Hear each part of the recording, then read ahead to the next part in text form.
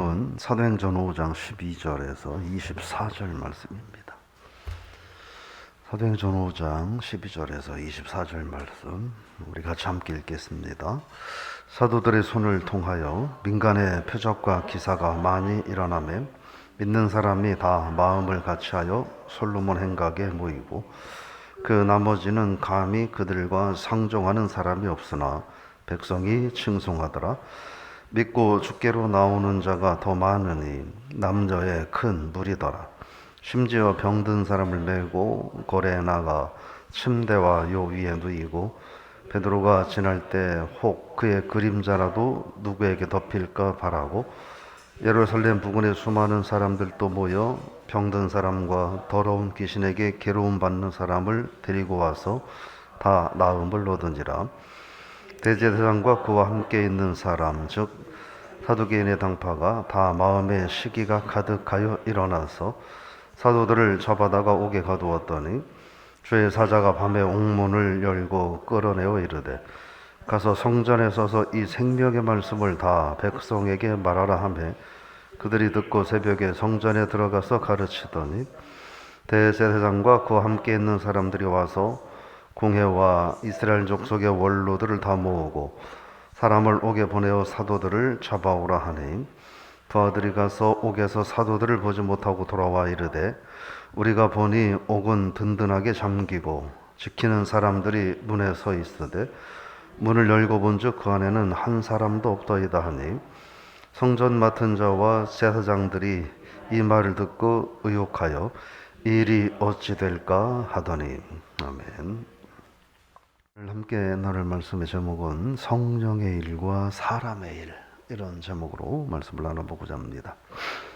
본문의 이야기들은 사도들을 통해서 복음이 더더욱 강력하게 전파되자 이 사내들인 공회가 그들을 핍박하고 옥에 가두는 모습들, 근데 성령께서 그들을 다시 옥에서 건져내시는 모습, 이런 내용들을 다루고 있습니다.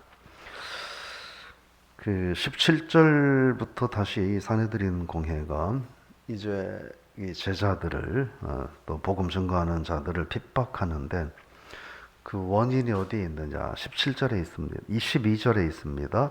읽어보겠습니다. 사도들의 손을 통하여 민간의 표적과 기사가 많이 일어나매 믿는 사람이 다 마음을 같이하여 솔로몬 행각에 모이고, 그러니까 이 사내들인 공회 유대 종교 지도자들이 왜 이 제자 사도들을 핍박하느냐? 이유가 민간에 표적과 기사가 많이 일어난다는. 앞에서 우리가 뭘 봤습니까?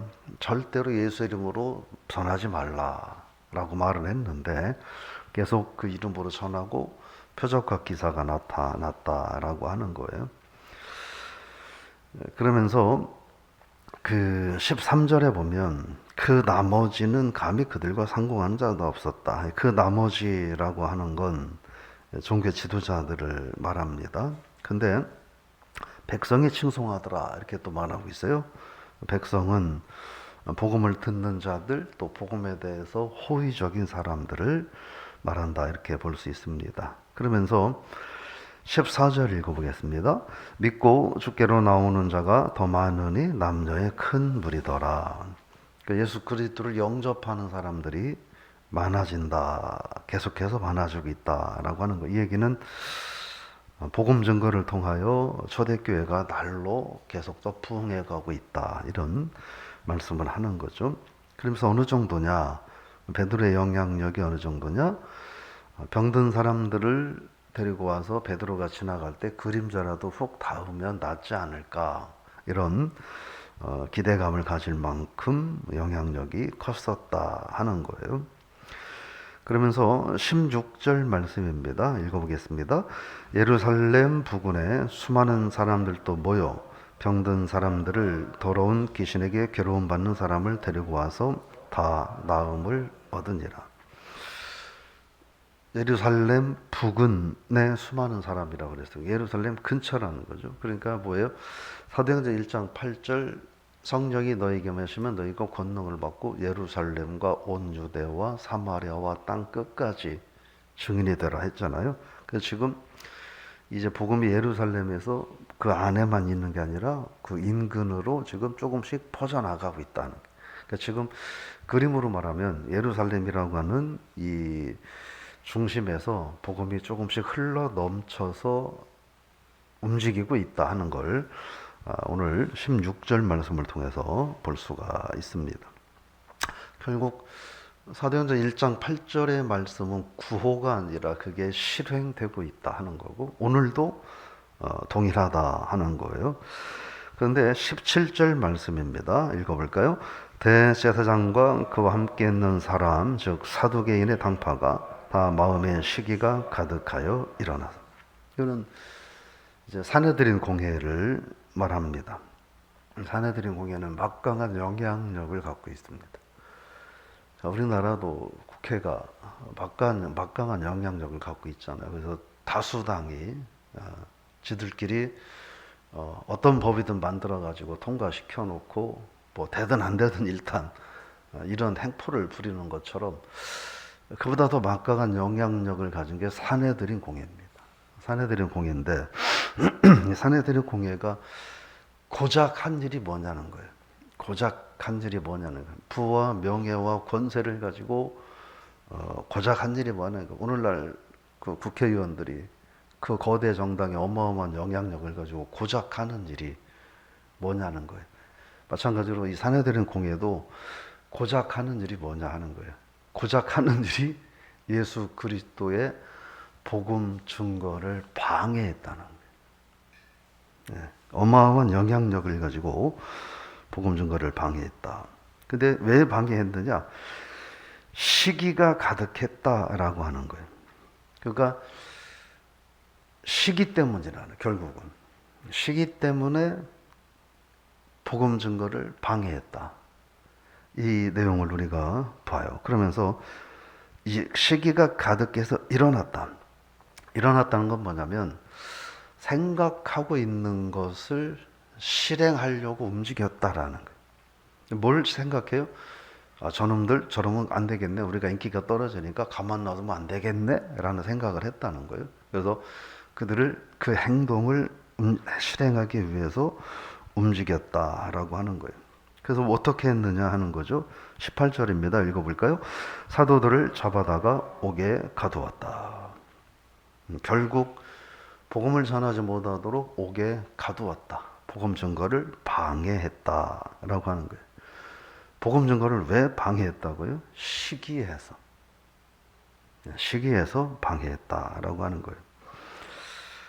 엄청난 영향력을 갖고 하는 일이 무엇이었는가 우리가 좀 생각을 해볼 필요가 있어요.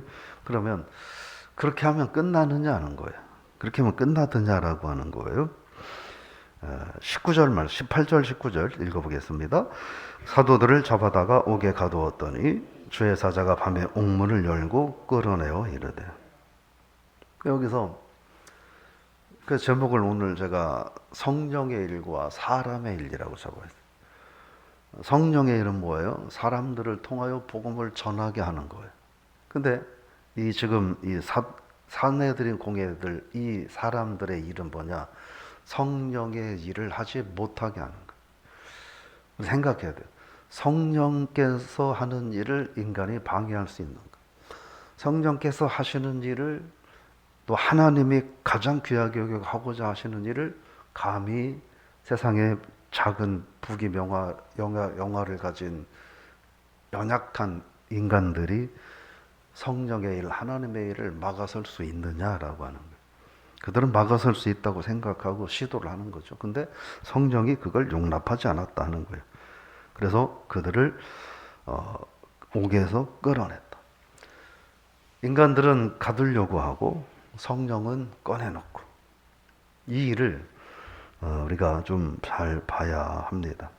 그러니까 하나님의 거룩한 복음 증거를 전하는 자들을 시기해서 막고 방해하는 자들이 있고, 그거를 증거하고 계속하라고 그들을 옥에서 꺼내는 성령이 있다는 거예요.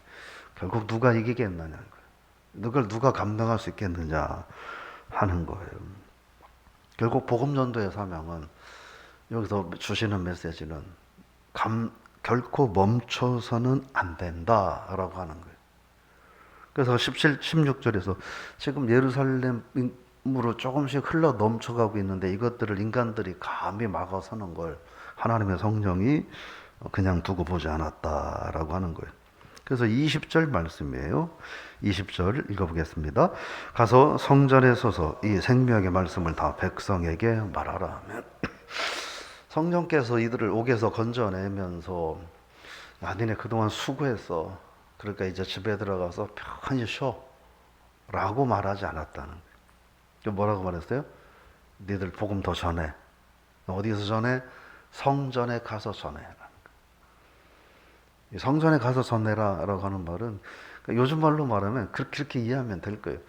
예를 들어 국회의원들이 복음을 전하지 못하도록 잡아가지고 감옥에 쳐넣었는데 성령이 그들을 꺼내놓고 내일 국회의원들 아침에 출근할 때 그놈들 출근할 때 국회 정문에서 복음 전해라고 말한 거나 똑같은 거예요. 그러니까 은밀하게 숨어서 복음을 전하는 게 아니라 가장 발각되고 또 잡힐 위험성이 큰 장소에서 복음을 전하라라고 말씀을 하는 거예요. 성전은 어떤 곳이냐는 거예요. 그 성전은 하나님의 거룩한 영광을 해서 복음을 전하기에 가장 유리한 좋은 의미의 장소이기도 하지만 또 가장 잡히기 쉬운 장소이기도 하다라고 하는 거예요. 이게 무슨 의미가 있을까요? 그러니까 복음 증거를 위해서 네 몸을 사리지 말고 위험을 스스로 감내해내라라고 하는 거예요. 그럼 뭘까요? 내가 또 건져 줄게라는 말씀인 거예요. 우리는 어떻게 이 세상에서 살고 있나 우리들의 모습을 좀 고민해 볼 필요가 있습니다. 어쨌든 주의 성령은 이 세상에서 영혼 구원을 해서 복음을 증거하기 위해서 땅 끝까지 전하게서 오신 분이기 때문에 그 일을 한다면 성령은 어디나 오케이라는 거예요. 정치인들이 뭐 스캔들이 터지든 뭐 문제가 생기든 언론에서 자기들 이름을 달아주면 좋아한다고 그러잖아요. 신문에 나면 단 하나는 싫어한대. 자기들 부고 아무개 누가 죽었다라는 이야기가 나오는 거 빼고는 자기들 이름 나오는 거는 다 좋다고 한다는 거예요. 그게 정신들의 생각. 왜요? 내 이름이 인식되니까. 부고는 아무리 해도 끝나니까 그렇다는 거예요. 우리가요 기억해야 될 게 하나님의 성령의 복음은 계속해서 끊이지 않고 전해져야 된다. 그리고 그 말씀은 지금도 유효하다. 복음은 전하면 성령께서 반드시 역사한다 라고 하는 것이고, 또 하나는 영향력을 가지고 어떻게 살 거냐라고 하는 거예요. 나는 영향력이 없다고요? 다 있어요. 여러분의 한마디 한마디, 여러분에게 주어진 지금 현재의 삶의 환경이 막강한 영향력이 있어요. 그 영향력은 세상적이고 사회적인 영향력을 말하는 게 아니에요. 여기 나오는 베드로를 포함한 사도들도 그들이 세상적으로 무슨 영향력이 있어요? 난 놓고 기억자도 모르는 무식한 사람들이고, 저 갈릴리 깡촌에서 나온 사람들이고, 저들이 전에 뭐 했나? 예수라고 하는 사람 그냥 무리지어서 떨렁떨렁 따라다니던 그 정도밖에 안 되는 사람들이에요. 사내들의 공예는 그렇잖아요. 어마어마한 영향력을 가진 사람들이었어요. 근데 그들은 그 영향력을 가지고 복음 증거를 방해했고, 사도들은 사회적으로 미흡했지만 그러나 그들은 복음을 증거할 때 성령이 역사했다라고 하는 거죠.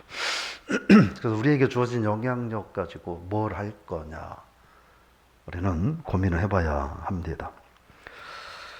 하나님 영광을 드러내는 삶을 살 거냐, 하나님 영광을 가리는 삶을 살 거냐. 하나님 영광을 생각하지 않고, 하나님의 일을 생각하지 않고 내 일만, 내 육신의 영달과 안위만 생각할 거냐라는 거예요. 오늘 말씀을 통해서 저와 여러분에게 하나님께서 너희들에게 내가 준 영향력이 있는데 오늘 그것 가지고 뭐 하며 살 거냐라고 물으실 때 우리가 답할 수 있기를 원합니다. 그러면서 투옥된다 하더라도 오늘 주시는 메시지는 내가 건져주겠다라는 거예요.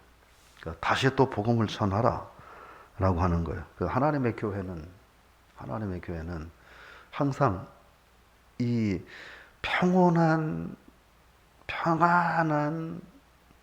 그런 안정된 자리에 서 있는 것이 하나님의 교회가 아니라는 거예요. 하나님의 교회는 항상 말씀이 전파되어야 하는 것이고, 또 그 영적 전쟁에서 말씀을 전파할 때 말씀을 전파하지 못하도록 공격당하기도 하고, 그러나 주일날 말씀드린 것처럼 그럼에도 불구하고 하나님의 말씀의 깃발을 높이 들고 달려나가면 어떤 어둠의 세력도 이 하나님의 거룩한 복음의 역사를 방해할 수 없는 위대한 하나님의 교회가 될 수 있다 하는 거죠. 즉 성전은, 교회는 내가 세상적으로 복받고 형통하기 위해서 만들어진 공동체가 아니라, 교회는 죽어가는 영혼들에게 복음을 증거하고 그 영혼들이 하나님 앞에 돌아오도록 생명의 복음을 증거하다가 잡혀가서 핍박받고 고난당하고 또다시 복음을 전하고, 이렇게 해야 되는 공동체, 그 조직이 교회라고 하는 거예요. 근데 저도 그렇고 우리들은 언젠가부터 교회는 나의 안전을 책임져야 되는 곳, 그죠? 내 복지를 책임져 줘야 하는 곳, 이것이 교회가 되어버리고 있는 게 아닌가 하는 거예요. 교회 나와서 나는 더 복받아야 되고 더 잘 먹고 잘 살아야 되고, 교회는 항상 우리들에게 복지를, 더 최선의 복지를 제공해 줘야 되고 라고 하는 거예요. 네. 우리가 교회에 대한 이미지를 좀 새롭게 할 필요가 있다 하는 거예요. 오늘 여러분, 그래서 이 질문 앞에 우리가 답할 수 있기를, 또 그런 고민을 해볼 수 있기를 바랍니다. 내가 너에게 준 영향력 가지고 뭐 하며 살 거냐 라고 하는 거예요. 우리가 사실은 이거에 대한 고민하고 작은 대답 하나만 할 수 있다면 우리는 하나님 기뻐하는 삶을 살고 또 살 수 있을 것이라고 생각을 하고, 복음을 증거하다가 어떤 어려움을 당한다 하더라도 성령께서 내가 책임져 주겠다 라는 메시지도 우리에게 주시는 것임을 기억하고, 하나님의 교회가 세상의 복을 받는 통로가 아니라 하늘의 복을 전하는 축복의 통로가 되는 그런 교회가 되고, 또 저 여러분이 되셔서 하나님의 일을, 성령의 일을 인간들이 결코 방해할 수 없다. 방해하는 것 같고 우리에게 고난을 주는 것 같지만 그게 결코 영향력이 없다라는 사실을 기억하고, 오늘 저 여러분들이 성령의 음성 앞에서 대답하고 또 작은 것 하나라도 삶 가운데서 실행할 수 있는 그런 복된 성도들 다 되시기를 제 이름으로 부탁을 드리며 축복합니다. 하나님 아버지 감사합니다. 우리가 신앙인으로 어떻게 살아가야 하나, 우리를 신앙인으로 이 험한 세상에서 불러주신 것은 하나님의 거룩한 자녀 영향력을 가지고 땅 끝까지 복음을 전하는 삶을 살라고 불러주셨을진데, 언제부턴가 우리는 나도 모르게 그 사명은 외면하고 예수 통하여, 교회 통하여, 하나님 통해서 육신의 편안함과 건강과 명예와 부와 축복, 세상의 형통만 누리고, 그래서 세상에서 좀 더 편안하게 누리며 살다가 그대로 천국까지 가고 싶은, 그러나 성령이 이 땅에 오셔서 원하시는 일은 조금 더 하고 싶지 않은 그런 우리들의 모습은 아니었는가 되돌아봅니다.